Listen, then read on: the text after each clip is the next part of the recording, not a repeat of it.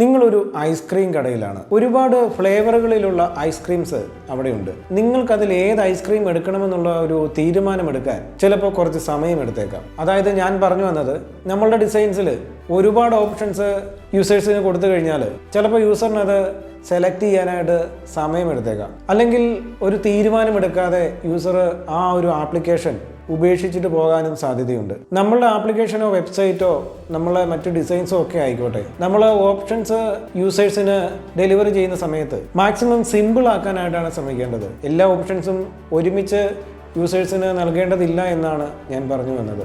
ഞാൻ ഈ പറഞ്ഞു വന്നത് ഹിഗ്സ് ലോ എന്നറിയപ്പെടുന്ന സൈക്കോളജിക്കൽ തിയറിയാണ്. UX ഡിസൈനിലും നമുക്ക് ഈ ഒരു തിയറി അപ്ലൈ ചെയ്യാനായിട്ട് കഴിയും. ചോയ്സുകളുടെ എണ്ണം കൂടുന്നതനുസരിച്ച് യൂസറിന് തീരുമാനമെടുക്കാനുള്ള സമയം വർദ്ധിക്കും എന്നാണ് ഹിഗ്സ് ലോ പറഞ്ഞു വെക്കുന്നത്. നിങ്ങളുടെ ഡിസൈൻ പ്രധാനപ്പെട്ടതിലേക്ക് മാത്രം ഫോക്കസ് ചെയ്യുക.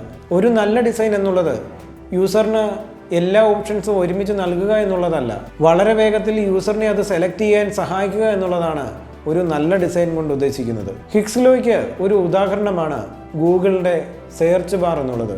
ഹിഗ്സ് ലോയെ കുറിച്ച് കൂടുതലായിട്ട് റിസർച്ച് ചെയ്യുക, നിങ്ങളുടെ ഡിസൈനിലും ഇംപ്ലിമെൻറ്റ് ചെയ്യാനായിട്ട് ശ്രമിക്കുക.